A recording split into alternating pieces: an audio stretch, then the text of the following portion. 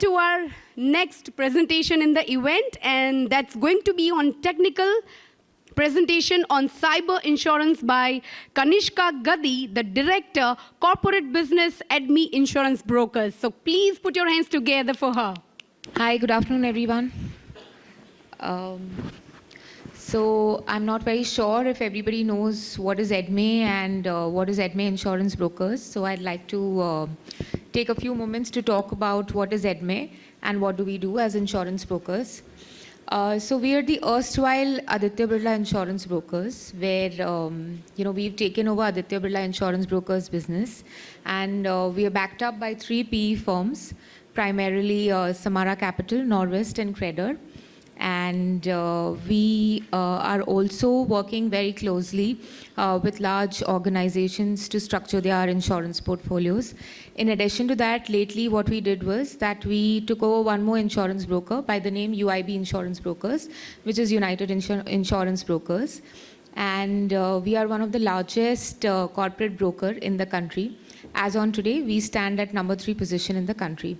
So without taking much of your time, I will just talk mainly on what we do in terms of our cyber insurance offerings, what is cyber as a risk, and how we take cyber forward in terms of insurance policies and insurance as a solution for cyber risk. So just to take you through some of the statistics, that the global cyber premium in 2023 was 14 billion, and it's expected to go to 30 billion in 2027. The expected CAGR growth is at 30% for the next 3 to 5 years. 85% increase has been there in ransomware attacks in 2023. More than 1 billion ransomware revenue has been, occurred in 2023 for the first time. It's been a huge amount for ransomware in 2023. 88% of the CISOs in India are concerned about cyber attacks on their company, shadow data which is involved. And we feel that some of the factors to reduce average data breach costs is training through AI as well as ML. I want to take you straight to some of these examples just to showcase that how cyber as losses have been occurring in India and what are some of the organizations which are not banking and financial industry specific have also been impacted. So to talk about AIMS, I'm sure everybody knows that a 200 crore of ransomware was demanded from AIMS when the attack happened. This is something that we have seen personally because in my previous organization, I was involved in this claim, and a lot of chaos was there in the hospital because a lot of entries, exits had to be done manually by the hospital, and it was a big loss. Again, we have the example of Bira, where 2 TB of data related to finance, trade secrets, and customer information was stolen. Some of the other companies that got involved in large breaches were Cosmos Bank. Cosmos Bank, I think everybody knows. There was a huge SWIFT loss that happened, as well as their CBS system was impacted. Then Dr. Reddy's also, I'm sure that everybody knows that in terms of when they were developing the COVID vaccine, there was a loss that occurred. It is said to have been done by a competitor to understand how the vaccine was made and what was the process for it. So entire thing was impacted and their global data centers were shut down for a very long time. Again, Air India has seen an attack on them, and they have lost almost 4.5 million passengers where their data has been compromised. So these are just some, examples. The reason we put up these examples is because even today when we go and talk to a lot of customers in India, they say that, cyber is a far-fetched risk and we may not be impacted, or maybe the answer that we get is that, we are so strong in terms of our internal IT systems and controls that we will never be impacted. But cyber is a loss that can really impact your balance sheet. And there is always a residual risk that lies in terms of cyber risk. And what we cover is that residual risk. Talking in terms of what are some of the risks that banks face, these are the major risks. Data breaches are very, very common. Digital fraud in terms of social engineering, where there can be major losses in terms of your senior management, where their email IDs are compromised, emails are sent to clients, emails are sent to partners, and they are asked to respond on it. Third-party vulnerabilities, we've seen a lot of losses happening in India as well as overseas, where stakeholders or organizations who are connected with the banks or any organizations and their systems get breached. Over there, we face these kind of losses because those losses, their system acts as a conduit for losses or breaches happening at their system and then traveling to the bank, and the bank or the NBFC or any other organization for that matter becoming responsible. Ransomware is a big event as on today, and I think everybody understands what ransomware is.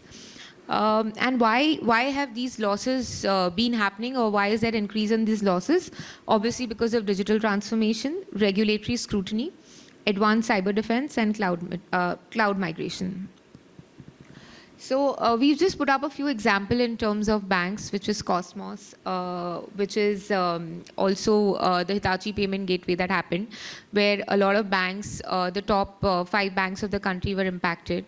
Also, there are a lot of other banks, I would not want to name them, but large PSU as well as private banks who have got impacted, and a lot of their data has been stolen in terms of private information of their customers, as well as critical data has been put on the dark web.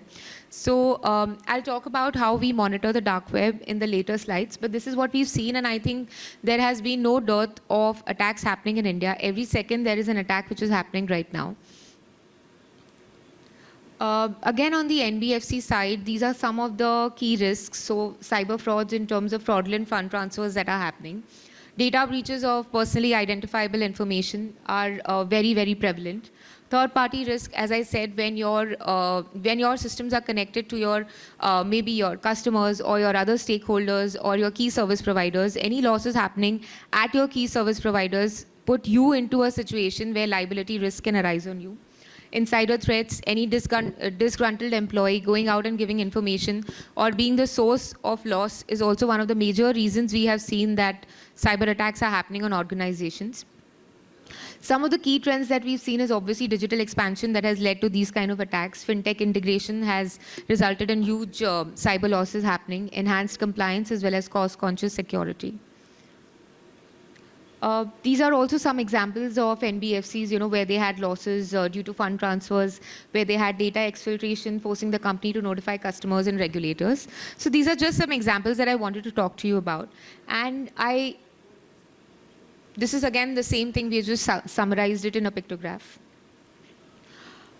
Majorly, I wish to talk about this in terms of what we as brokers can add value in terms of, designing your product. So when I say cyber, it's not only a product that we have designed, it's an end-to-end offering. We talk in terms, when I talk cyber, I talk in terms of pre-risk evaluation. So we try and understand from you what are your risks, what is your IT posture, what is your structure, how well you are placed to respond to a cyber attack, and where you lack. So there are a lot of exercises that we are doing right now.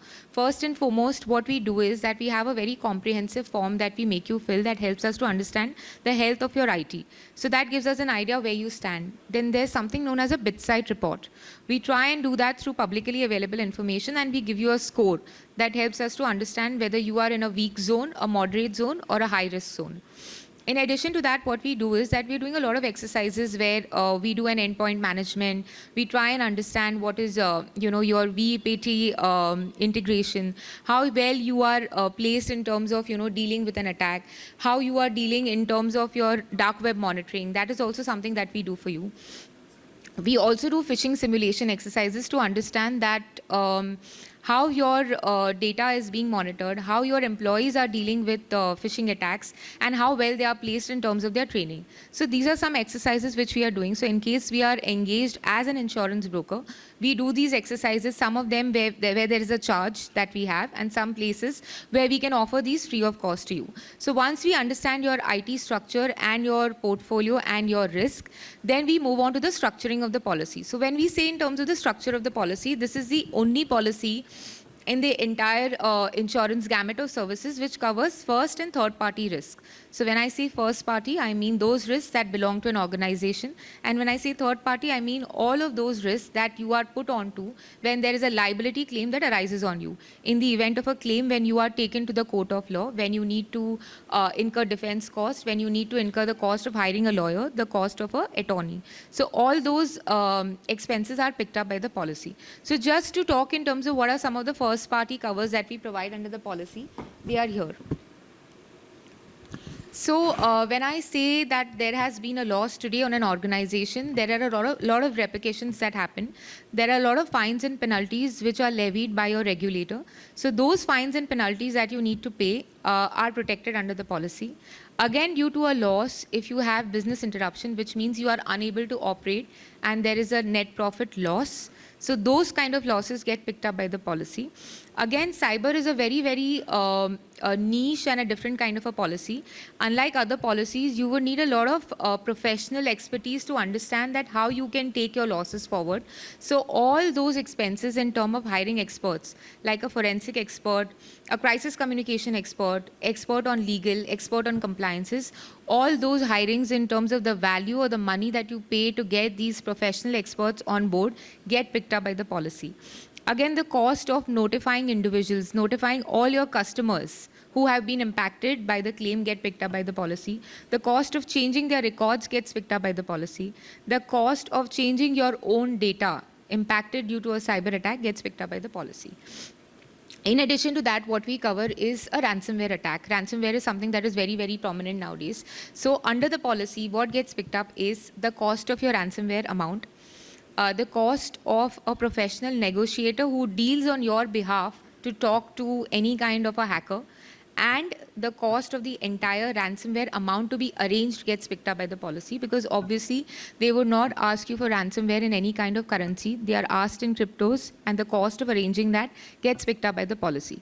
So on the first party angle of the policy, everything is so wide that you think of any risk and that gets protected by the policy. So there is nothing in terms of a policy that cannot be covered under cyber, because the structure of the policy is so wide that everything gets picked up by the policy. In addition to that, we are also covering a lot of liability claims, which means all your legal and defense costs get picked up by the policy. Any kind of settlement costs get picked up by the policy. Any kind of cost of liability for you arising out of the cyber insured event gets picked up by the policy. So this is basically a cover that you have an attack today. You have something that puts you on a liability, or your own loss, your own funds, your own customers, or your own vendors and stakeholders getting impacted due to this gets protected under the policy. I also want to add one more thing over here. There are a lot of events where your system may act as a conduit, which means there could be a virus in your system, and that could travel from your system to your competitors, or say your vendors or your partners or any of the associated parties. So that kind of a conduit liability that arises on you also gets picked up by the policy. So these are just some features that I have spoken in terms of the policy, but there are many more things that have evolved. When we talk in terms of AI, there are a lot of risks that you are exposed to on account of AI, and they also get picked up by the policy. So these are some standard exclusions that we have on the policy, and the reason they are exclusions on the policy is because they are covered by any other liability policies that you would be taking, whether it could be a commercial general liability or a directors and officers liability. They get protected over there. That's why they form as exclusions on this policy.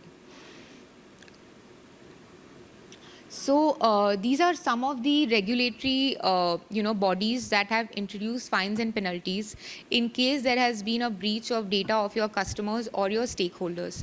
So there has been a GDPR, which has been there in Europe for a very long time, and these are some of the repercussions that you could have in case your data is misused.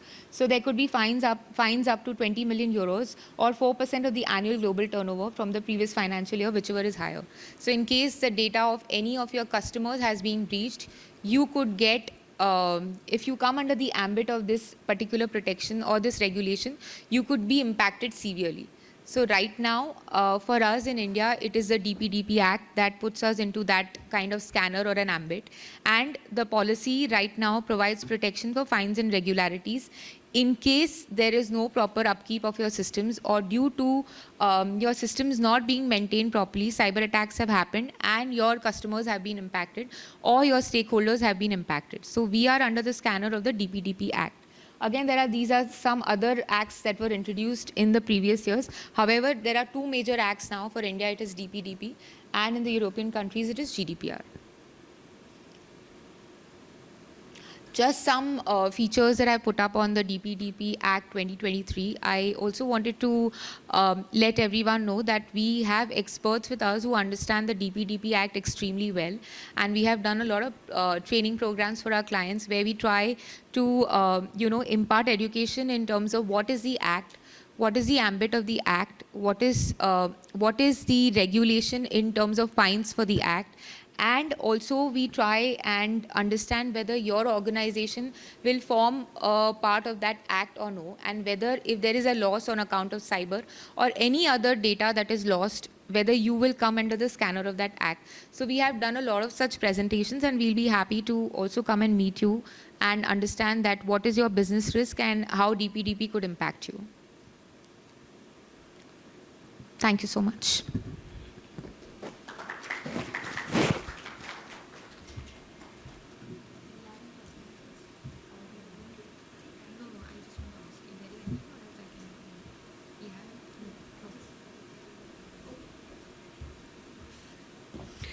Well, thank you so much, Kanishka ma'am. It was really wonderful and amazing, insightful session. And we talked about the losses, risk, and of course about the digital fraud, data breaches, and the claims and the learnings. So all of you, I would like to request, please put your hands together for Kanishka ma'am. Come on, everyone.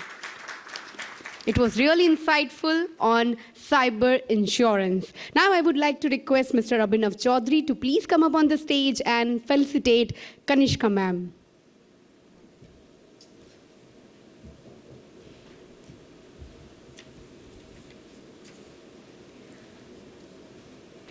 Thank you so much.